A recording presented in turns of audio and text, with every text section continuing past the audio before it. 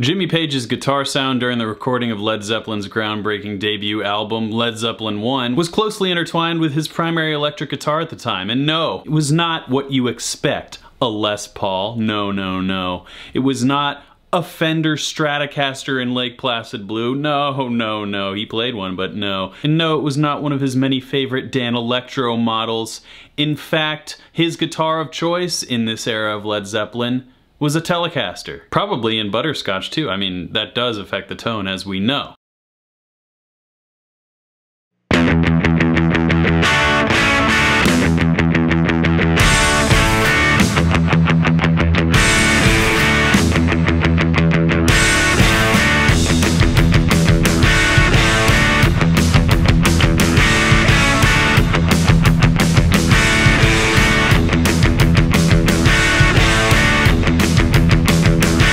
Pairing of the Telecaster and a very specific guitar amp played a pivotal role in shaping the album's awesome sound and cementing Page's reputation as one of rock's most renowned guitarists.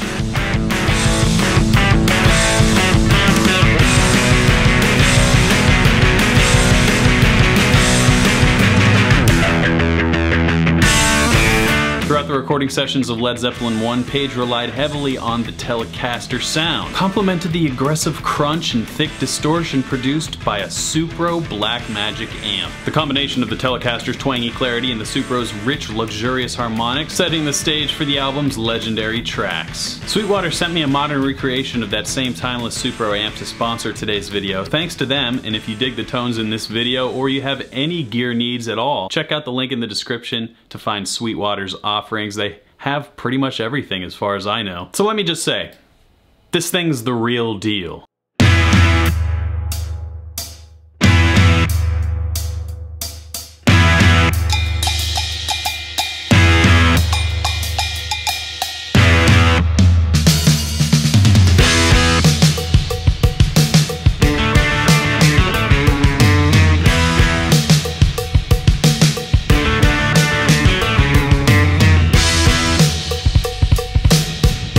You're starting to get why I love this album so much. I mean, you didn't need me to tell you that Led Zeppelin 1 was a great album, but Dazed and Confused, Communication Breakdown, and not to mention the spacey songs. The spacey tracks are some of the best spacey tracks in all of classic rock. Before we space out with the songs you know I'm talking about, I want to show you this tone. It's a 112 speaker. I have a different Supro combo amp that I'm using as the speaker for this Blackmagic head. And what you hear right now is just the amp running through the speaker, the amp's natural gain sound.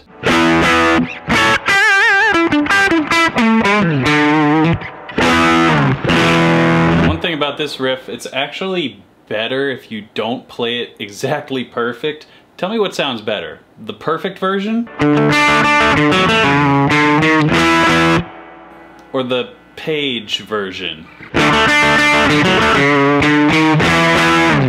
Now maybe to the untrained ear that could sound exactly the same, but guitar players know that Page was always on time, even sometimes right ahead of the beat, but he was also not the most clean, and that is exactly what added to his riffs. It added character, it added atmosphere, it added expansiveness. You know, this riff is a lot bigger when it's a little sloppier, I have to say. But as we know, Page was no stranger to a guitar effect or two. Holy grail items like a tone bender fuzz and even a Leslie speaker. I find this JHS pedal and this Strymon pedal do a great job capturing those sounds through the Supro.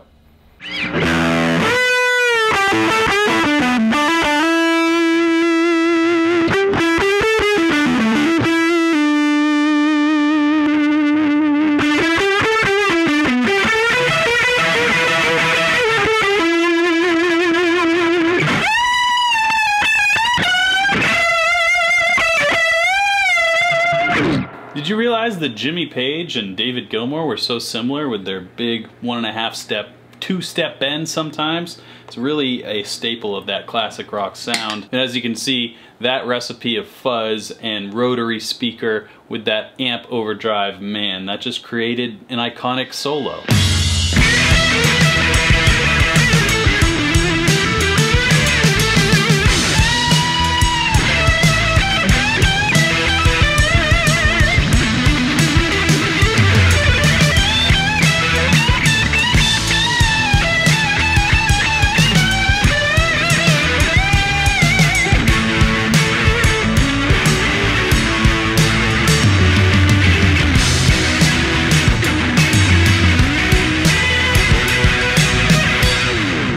So yeah, that's a good solo. Don't worry, I'll get to the rest of it.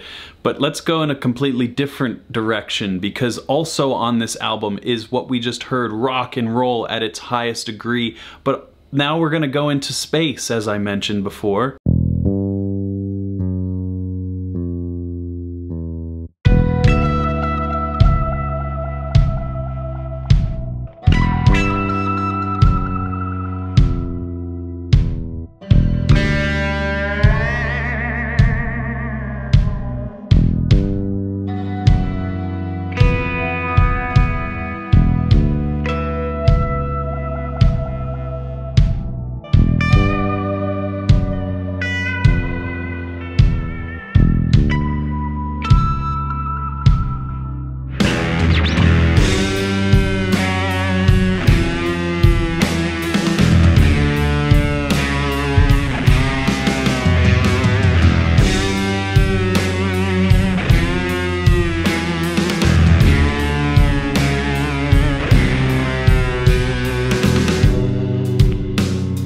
So as you hear there on that very same album that we were just rocking out, we have some of the most haunting ambiance. The song's brooding atmosphere and dynamic shifts are underscored by the interplay between Page's Telecaster and the Supro amp and, you know, a wah pedal.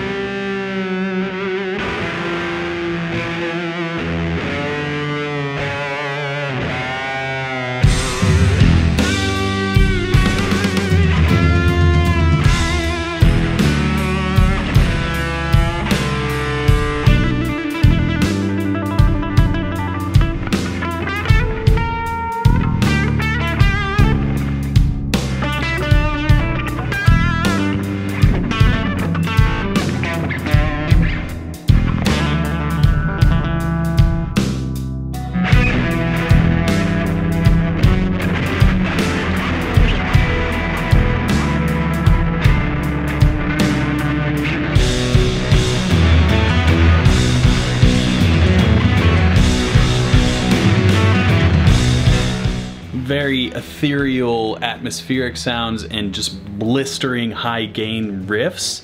It's pretty awesome how seamlessly this track works together and how abrasive licks can fit so easily into an otherwise very soft and subtle sound. A landmark album that changed my life when I heard it. I completely adjusted my guitar playing to find out how I could get that energy into my music. And it's really about practice and repetition and listening to this music over and over and understanding where it speaks to you and finding your voice through that inspiration. And an amp like a Supro Blackmagic can certainly do that. It did that for Jimmy Page and helped him unlock his potential. So that's where gear can come in handy, and that's why I like to have a lot of different gear at my disposal if I can, because it's just a fun exploration of your artistic abilities. Yes, sometimes gear can get in the way, but look, this is Telecaster into Supro Blackmagic. That's a pretty simple signal chain. Throw in a couple pedals if you want, but this is a timeless sound. So I'm so happy